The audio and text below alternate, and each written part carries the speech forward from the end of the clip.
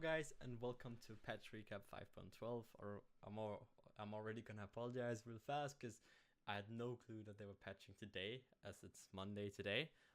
But it'll be out when they patch on like when they're gonna patch on Xbox and PS4. So it's a bit delayed, but you'll manage, right? So patch recap. I just go over the changes, kind of give you guys a recap. The idea is that I give you this recap while the game is down, and you can just watch this video and see what happened and kind of get the pro player opinion on it. So the first guard that got buffed is Camelot, and Camelot's got a bit of a tweak.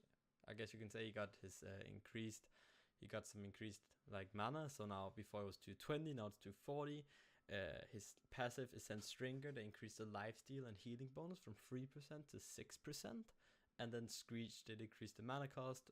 Before it was 60 to 80, now it's 50 to 70. So now all 10 per level decreased there.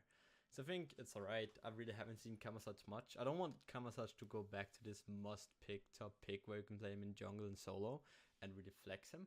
I think this is a step in the right direction though, because they already hit his healing, which made him really potent in the solo lane, and hopefully now he's gonna go back to this more assassin style, right? So yeah, also a quick shout out to Blues Ultra. He does all the infographics for this. This show would not be possible without him. So go ahead and follow him on all his social medias. There's a link down there somewhere, like that way. Yup. Moving on. One of my favorite gods got buffed, so I'm pretty happy. Fafnir got an increased base HP 5 from 5 to 7. His underhand tactics, his 2 now it costs 60 mana rather than 70. And they decreased the mana cost on his ult from 100 to 70. I think this is a really good change. Fafnir felt super mana hungry, and a lot of the time when you actually transformed, you wouldn't even have mana to pull off all of your abilities, because if you jump in, you use your hammer, use your 2, and then you ult, you're already kind of as Fafnir. So I really like these changes. However, I think we still need to watch out, because Fafnir is pretty strong in my opinion, but it's definitely going to help him out a bit more in the early game. Now we'll see if he needs some nerfs late game, but he's not that potent in my opinion yet, at least. So going on to changes, all of the boots got changed. Well, the boots that weren't Magi's boots or cooldown boots, which got a huge buff in was it 5.10 I think, where they got the increased power. So reinforced shoes, now they increased the health from 75 to 100, and they increased the max passive stacks from 6 to 7, which means that I believe now you get 6 more of each protch, or like is it 5, 4, something like that. And so that is the same for reinforced greaves basically. So reinforced is going to be a bit better. I kind of like that. There's not like there was very low incentive before to go reinforced. It kind of felt like a punishment. Of course, you should do it in some scenarios as a support player, at least if you're playing against a team comp which like sole goal or pure purpose was just to smack you. You'd probably want to go reinforced, but it felt kind of punishing because then you couldn't get the luxury that Shoes of Focus, the Shoes of the Magi brought. So the same happened for Greaves, and then Travelers also got a bit of love. They increased the magical power from 20 to 25. Same on Talaris boots, it's a 5 power increase, so it went from 15 to 20 physical power on Talaris.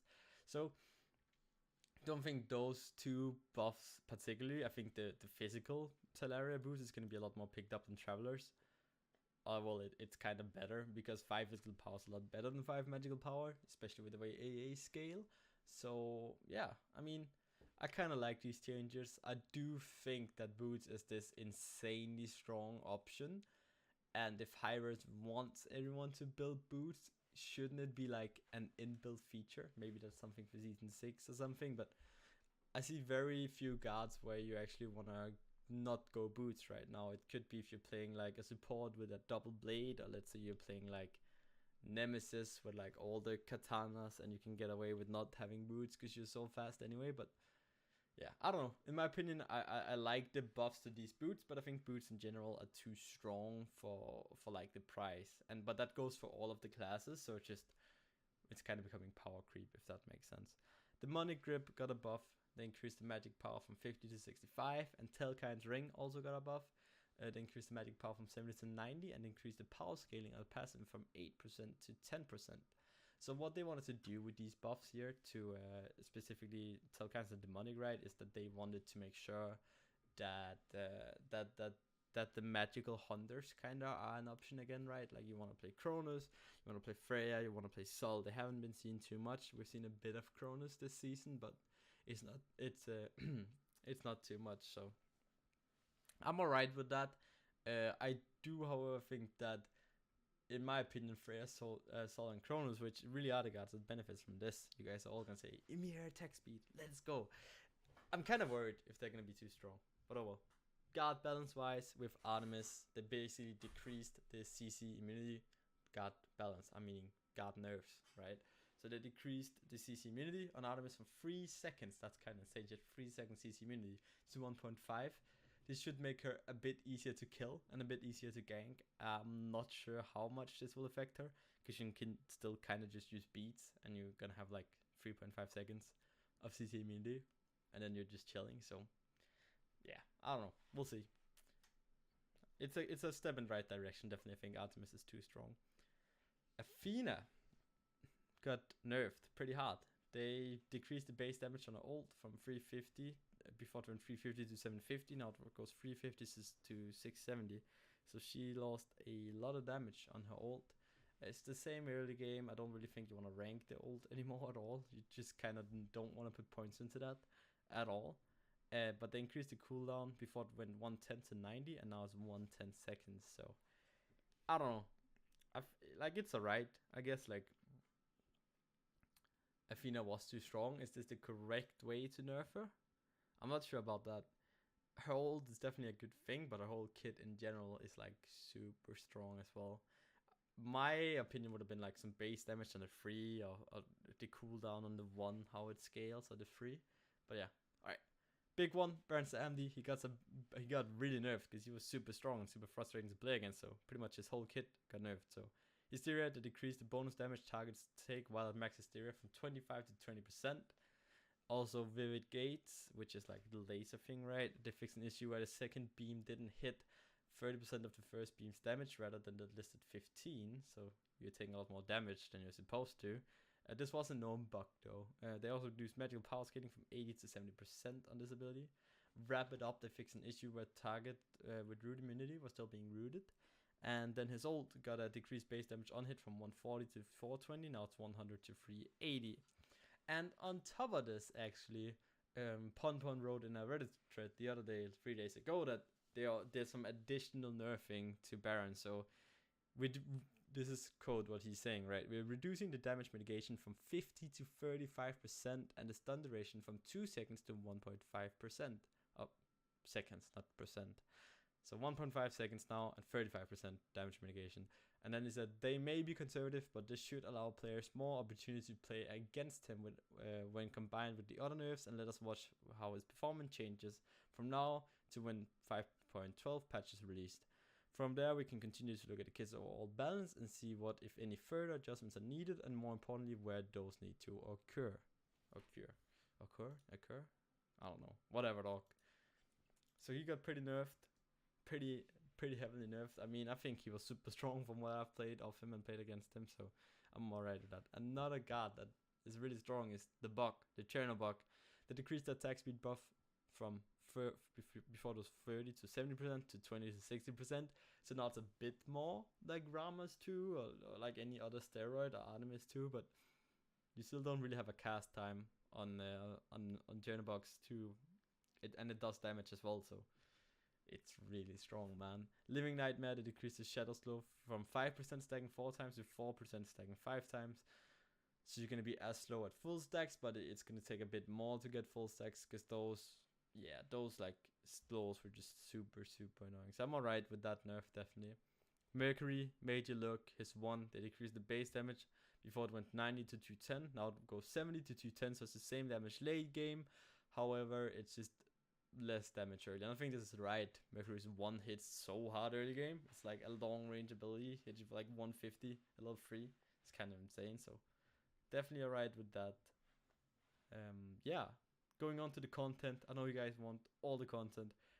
There's first of all, there's like a ton of bug fixes. They broke this thing on like what was it? They broke something like really deep within their code, and now they're trying to fix all the bugs again. So Hopefully a lot of the bugs are getting fixed in 5.12 and the last bug should be fixed in 5.13. We hope so. Or at least that's what I've heard. But there's a lot of like guards should no longer fly into the air and die if they become stuck inside walls. There's a lot of spectator bug fixes for the console. There's like fixing issue where you cannot scroll through all the items in the item builder. UI feedback, people being stuck in tutorial. There's a lot of audio fixes with like skins being too loud or being too low under certain abilities. And Medusa Deathmatch got some bug fixes, and then there's a bunch of guard bug fixes like Cernanos. They fixed the fix on the cursed King Cernanos skin, so it's like a lot of skin specific bugs that they're trying to like balance out, because some skins actually did give you kind of an unfair advantage, even though that wasn't what was meant to be. Miscellaneous, I guess we'll go with the skin first. Primal Fire Ares, obtainable in the Primal Fire bundle. 750 gems, I believe. It might just be 700. I'm kind of blind. You get a lot of stuff from that. Looks pretty goddamn rad, that skin, not gonna lie. There's the Baroness Izanami 6 skin as well. The Shadow Spirit Apuk is insanely well looking. I know EmilZy too. He's gonna be happy for this one. And then it looks like Daji got a new skin, Cyberfox. Looks pretty alright. Still prefer the other, like, what was called, like that anime thing. Looks really sick. Although I'm not an anime fan, I'm sorry. There's an international announcer pack bundle. You can now get a Russian announcer pack, French, German, Portuguese, and Spanish. So now you can hear me yelling, "Vamos! 2 kilos! 2 mierdas." I don't know, however you say that. I'm definitely going to be playing with the Russian announcer pack. There's some new additions to the Awesome Chest, Abyssal Executioner Jack, Dashing Deceiver Loki, Road Rebel Hercules, Fantasy Points. The new additions there are Jack, Ra, Shibalonki, Grim Eclipse Hoyik, and Covered Up Bastet. And also Fantasy Point Tipping. This feature has been removed from the game to prepare for a new positive player behavior reward system launching in 5.13. An achievement, there's now a World Cup celebration, play 3 matches. Completing this achievement will unlock the International Announcer Pack bundle. So they're giving it away for free. So it's pretty nice. Play 3 matches, you can get your preferred announcer pack. So yeah, that's pretty much it. Remember, this is kind of the patch before the big patch. 5.13 is gonna be the last really huge patch before the fall split and before Worlds. So there's gonna be a bunch of matchmaking improvements, server improvements, they said as well. All these kind of things are gonna be in 5.13. So watch the patch notes this Friday. It's gonna be huge. I think there's gonna be so many changes. Yeah, that's pretty much it for this episode. If you like this episode, please make sure to go and follow Blues. Give him a like on all his stuff. He does awesome infographics. If you like this video, make sure to leave a like, comment, subscribe, press the bell, and until next time, everyone, peace out.